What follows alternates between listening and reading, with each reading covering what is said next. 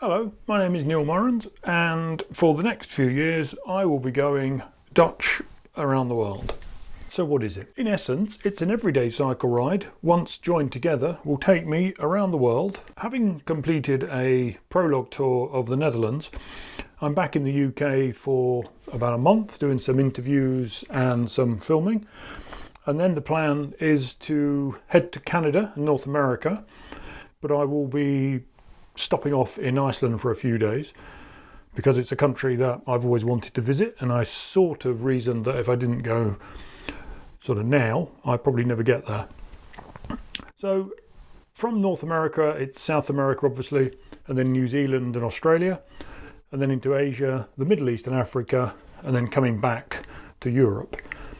Now I accept that's the wrong way round. Most people cycle around the world going the other way, but having spent time in the Netherlands, I know that I don't really want to be spending the next few months trying to explain Brexit to people. Regardless of whichever way you voted, there's only so much Brexit talk you want on any given day. So I'm heading to Canada to avoid it, and hopefully when I get back in a few years' time, the dust will have settled and things will have moved on. Some of you will be familiar with the Mark Beaumonts of this world, and in particular setting the fastest time for cycling the shortest distance around the world. Going Dutch around the world is a different proposition. It doesn't aim to take the shortest distance or indeed set any particular times for doing so. Going Dutch is a different proposition. It doesn't involve the shortest distance or setting fast times. The aim really is to see as much of the world as possible, to see how it relates to the bicycle. To this end, I've worked out that it's likely I'll visit in excess of 110 countries. I'll be mostly camping. I'll be staying, I think, with the Warm Showers cycling network. I'm sure some of you here will be familiar with the Warm Showers network, but for those of you that have never heard of it, it's a group, if you will, of individuals around the world that offer travelling cyclists bed and breakfast, a shower obviously, and a chance to sort of catch up with washing and the like. Fully international sort of network, and if you read the stories of travellers around the world, it features large in most people's story. And all of this touring, visiting 110 countries and visiting the various continents of the world, will all be done on a stupid Dutch bike. So why? What's the point? Well, I suppose first up, I've always been a fan of the Netherlands and its cycling culture, and to this end I planned last year to spend a year there cycling around to sort of build up a picture of what cycling culture in the Netherlands really was. However, sadly this was abandoned when my eldest brother had the freakiest of freakish accidents, which left him with one leg, and I returned to the UK. But as he gained his independence, I was thinking about returning to the Netherlands to complete my year picking up where I left off. But in a conversation with a friend I have in California, it was suggested that I visit the west coast of America and look at cycling culture there. And I thought, well, I could visit California, there's nothing stopping me. And sort of over a period of a week really, Going Dutch morphed into Going Dutch around the world. But like all project, it has to have some aims and objectives, so I revised the original Going Dutch aims and looked at it with a sort of broader perspective. And as I said, I've just completed a prologue ride in the Netherlands, so I want to use all of that experience as my benchmark, and with that I'll discover how the rest of the world relates to the bicycle and indeed everyday cycling. My strategy is to undertake pre-arranged interviews, take part in some organised rides, record everything through written articles, through film and through audio, as well as speaking to yourself. The idea is to make myself available to a group who want to hear the GoingDutch story. If you've ever read accounts of travellers or solo travellers and how people have been treated when they go around the world, there is this sense of detachment, being separated from your family and your friends and being other, and ultimately you're reliant on strangers. You can't, everybody thinks they're self-sufficient. Well, I can fix my bike, I can do this, I can do that. But if you meet someone who is local and they've got local knowledge and they know someone that does welding or they know someone that fixes it, you are in their hands. So that's one of the things that struck me, is the reliance on others. And as I say, if you read accounts from other travellers, it's all about the kindness of strangers. I met this fella off the, and he said, come and have supper with us, I'll fix your bike, I'll do your washing, do you need any food, don't put your tent up, come and stay with us. So the kindness of strangers is the thing that sort of fills me with confidence in one sense. But you can't really cycle anywhere as a risk-free activity, but you certainly can't cycle around the world and think it's risk-free. But as it says here, from the things I've read, the world stands ready to embrace you as a sister or a brother. So far, I started this little adventure in late January, and the people I've met in the Netherlands have been really, really kind. So they've already reinforced this kindness of strangers in me. I think when you meet people, they're ready to embrace you. So I was never going to raise money while cycling around the world. I definitely wasn't going to say, oh, I'm doing this for charity. And then listening to Khalid Hosseini talk about this book, which is a picture book in essence. And it was his reflections of Alan Kurdi, who is the young boy who everybody now knows as the boy that washed up on the beach and was eventually just picked up by a police officer and taken away. So in consequence, I called the UNHCR in London the following day. Jazia, the young lady I was talking to, was incredibly helpful, incredibly supportive, and she thought the tour was a good idea. So that's the aim, is while I'm cycling, think about and express for refugees and people fleeing conflict. They're reliant on the kindness of strangers in a way that the touring cyclist is unable to really fathom. So that's why I'm now agreeing for the duration of the tour to raise funds and awareness for the UNHCR. What it costs is possibly the first, if not second question everybody ever asks. Well, how the hell can you afford that? But how much does it cost depends on how much you want to spend. If you want to stay in luxury hotels every night and you want to eat a la carte menus and you want to really sort of live it up, going around the world is going to cost you an absolute fortune. But for me, I'm camping, I'm cycling, self-catering, so my costs are pretty low, I think. I mean, they're not insignificant if you look at it over a 5-year term or such. So my initial thoughts and budgeting sort of projections are really North America is going to be more expensive than South America. So what my theory is in the first part of the first stage will be £1,000 a month, but I reckon I can reduce that quite significantly, and it will be $750 a month or less. What I thought is I would see this as a piece of work. And as a project, what I thought is GoingDutch has to be self-financing after year one. And to this end, I've set up something called a Patreon page. But if I had 250 subscribers at the lowest level, GoingDutch is instantly self-financing. Then we have merchandise, which is particularly important and does require giving GoingDutch Around the World an identity, and then sort of turning that identity into stuff that people who want to just support the ride don't just give money to you in a sort of charitable giving. They sort of say, well, if I buy playing cards or his wooden shoes or the water bottles, I'm getting something from it, and he's taken some of the profits, and that's towards the whole journey.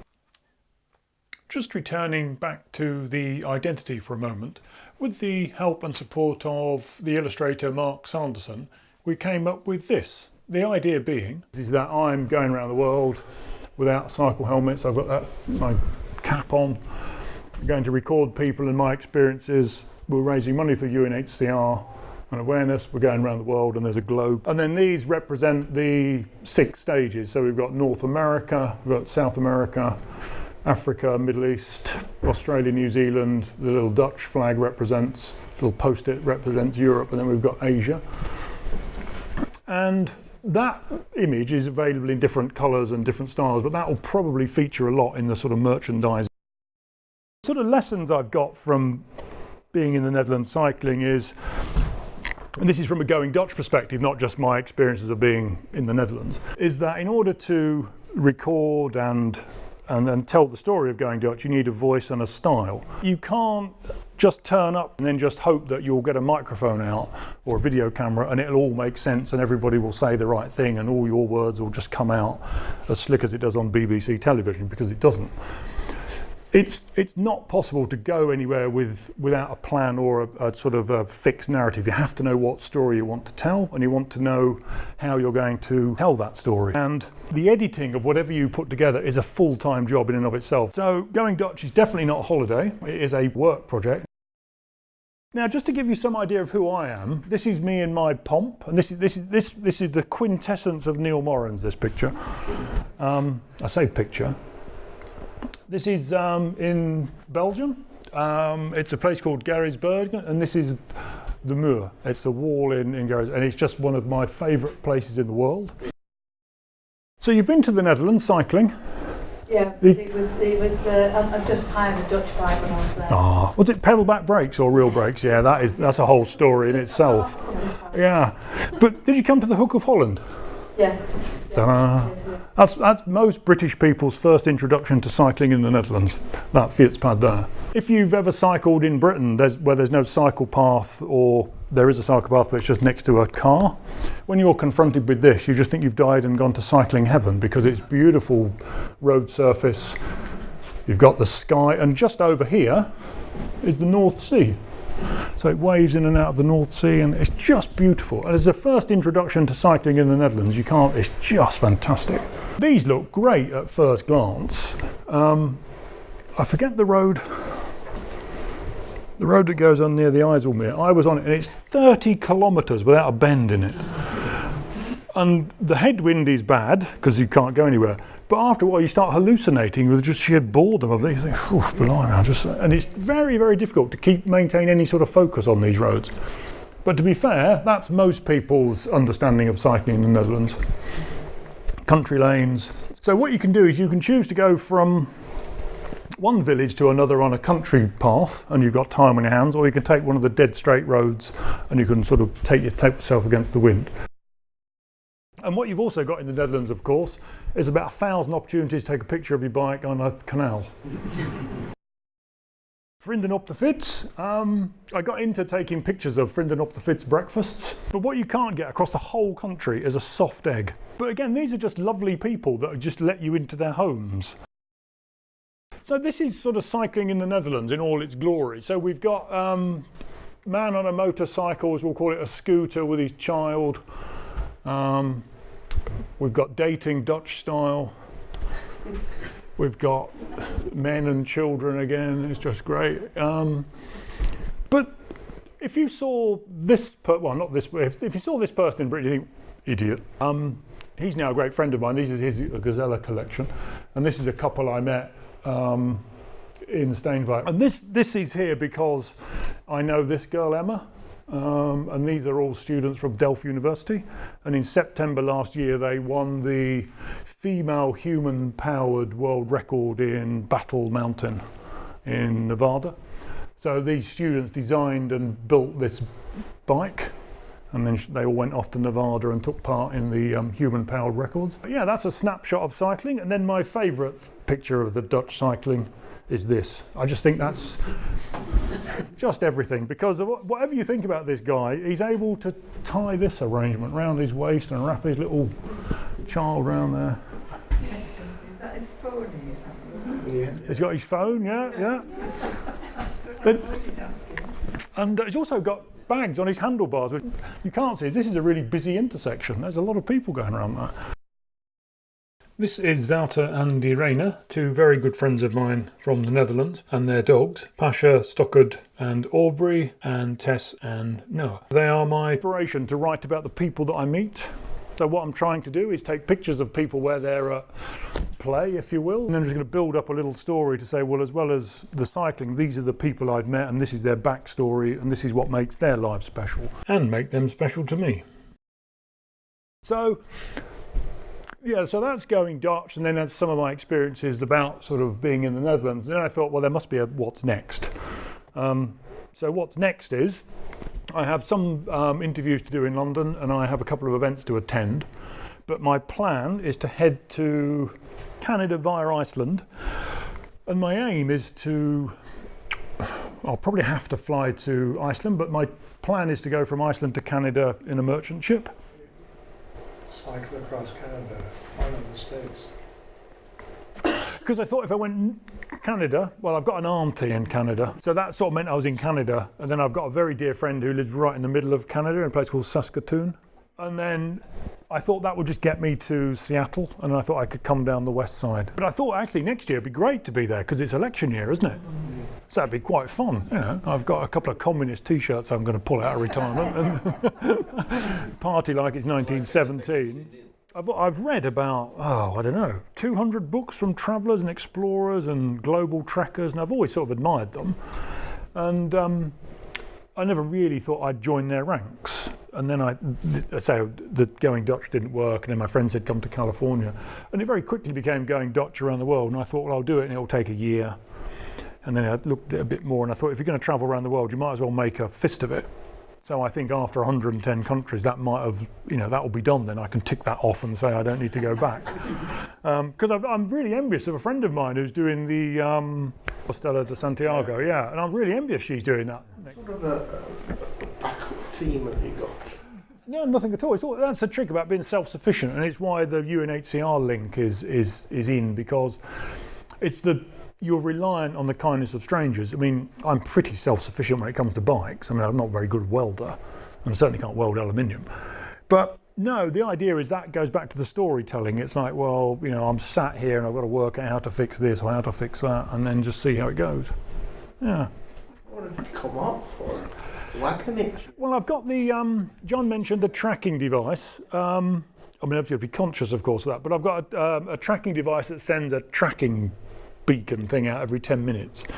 But if you press the emergency thing, it links to the nearest emergency services and they come and find you. Or as my brother said, come and find the tracker. In your travel books, did you read Free Britain? No. It's two guys who decide to do long term to John Groves and spend no money. Yeah. Start off wearing just underpants. Oh, shush, shush. Nothing else. Oh, blimey. And they go to the hotel at Land's End and go through the lost property box and end up with one pair of trainers between them. I think it was some woolen trousers. Wow. Some biscuit. And on the way, they managed to get bikes, they managed to swap bikes. Goodness me. I think some bikes came from police stations again where they'd been Yeah. picked up and nobody's claimed them. But they did the whole trip without spending any money. Wow. They seem to get drunk a lot as well. But I think it's the kindness of strangers that always comes through in these books. People very rarely shoo you off. I met a guy who got stuck in Alaska cycling and was pretty much adopted by a whole community for months. Any other? Okay. Yeah. Well, thank you very much. Thank you.